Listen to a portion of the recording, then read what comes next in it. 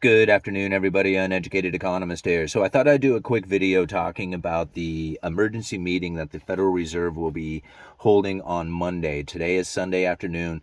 Monday, they will be talking about or trying to figure out what it is that they need to do in order to control the contagion effect that is coming from the collapse of the Silicon Valley Bank. Now, this is a very complicated deal, but what's really happening here is that we have had a major bank collapse, and the Federal Reserve now needs to figure out what it is that they need to do in order to control the contagion so that the other fallout from the failure of this bank doesn't start spreading to the other banks. Now, just recently, we have actually talked about some of the possibilities that the Federal Reserve could use. The unusual and exigent circumstances that would need to take place in order for the Federal Reserve to have the tool that they need in order to control the possible fallout from this banking collapse. Now, that's something that we have recently brought up. Now, this is what I have to offer for you guys. I'm going to put two links down in the description. One of them, I typed into Google, Federal Reserve emergency meeting, and I found an article from, I think it was Live Mint. Anyway, I just read it to see what kind of information was in it, and I really like the very last paragraph of this particular article. It goes like this: the FDIC and the Federal Reserve are weighing creating a fund that would allow the regulators to backstop more deposits at the banks that run into trouble following the Silicon Valley Bank collapse, according to people familiar with the matter, in hopes that it would reassure depositors and contain panic. Okay, now think about this. What they said here, that the Federal Reserve to create a fund that would allow the regulators to backstop. Okay, think about that for just a second, because just recently the Federal Reserve had a meeting in which that they said this, or not a meeting, but a speech, right? And I'll leave a link down in the description for that speech. And it said this: they're talking about the special purpose vehicles. They help support the market functioning and supply of credit in the targeted markets by offering a backstop and bolstering investors' confidence, right? Contain the panic, bolstering investors' confidence, right? Kind of the same thing almost. They help support marketing functioning by supply of credit in the targeted markets by offering a backstop, right? Think about that backstop for just a second. Up here in the article, regulators to backstop, right? They're using the same language there. Why? It's because right now we're about ready to run into an unusual and exigent circumstance with the failure of this bank, and it's going to be a systemic crisis, meaning that it's going to bleed into other, it's going to start spreading into other banking institutions and start dragging them down as well. In order to backstop it, what do they have to do? They have to create a fund in which that is going to start buying the toxic assets or supplying the money to shore up or something out there. Right now, it's an unusual and exigent circumstance that I'm imagining that's going to start bringing up the tools that the Federal Reserve is going to use, whether it's the Treasury that's the one who's saying, hey, we're the ones doing this, because really these special purpose vehicles that they're talking about, that the Federal Reserve is talking about in the speech, is an entity that's separated from the Fed and the Treasury. Okay, this is the big deal about it. And if it's an entity that's separated from the Treasury and the Federal Reserve, it is something that can now participate in a way that normally would not be allowed to happen, right? This is the big deal. This is why these special purpose vehicles were such a big deal during the pandemic, and why I tried to bring it up and point them out to everybody, to saying, hey, this is the reason that we have had such conditions in the market that we have had.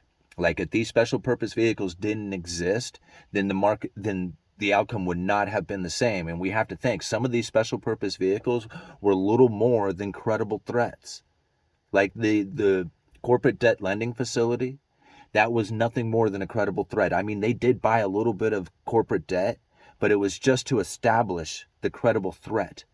And then once they had that credible threat established, it was literally them speaking that got the markets out there and buying into this corporate debt, thinking that they were front running the Federal Reserve, but the Fed never even participated in it. Here they brought those special purpose vehicles up again. Here they have an issue that is arising in which that needs to be backstopped. In this article, they're talking about it, and the Federal Reserve is talking about it just a few days ago. I mean, literally, this speech was like 10 days ago. So it's not like they didn't see this coming. This is the thing. Like, people ask, is this the start of the collapse? It's not the start of the collapse. The collapse started a long time ago. When I said that the things that are happening in China is going to start finding its way around the world, it's not the same. It's not the same thing. Like in China, it was the property developers that started to fail, that started dragging the economy down. Here it popped up with this Silicon Valley Bank. It might be it's not the start. It's already started.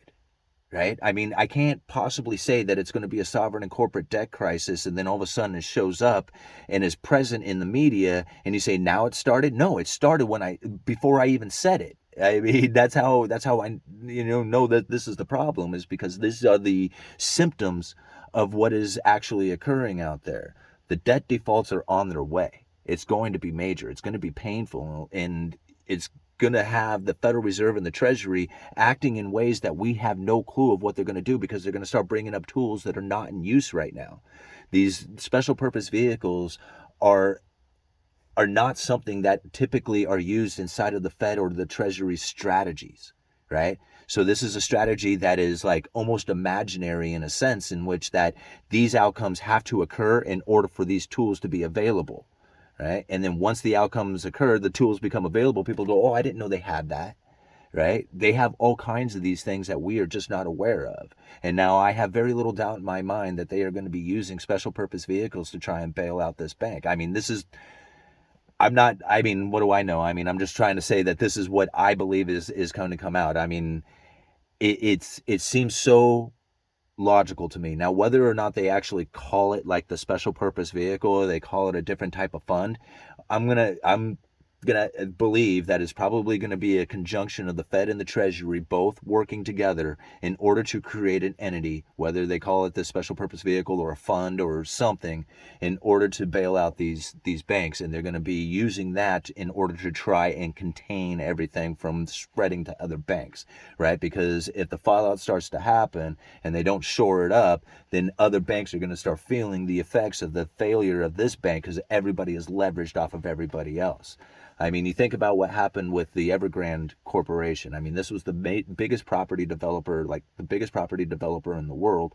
And when they started to fail, the people who held Evergrande's debt on their balance sheet, like, Evergrande owes a bond or something like that, it's sitting on their balance sheet. When those bonds started to fall in value and the yield started to rise, nobody wanted those things. That's why the yields were going up and the prices were falling.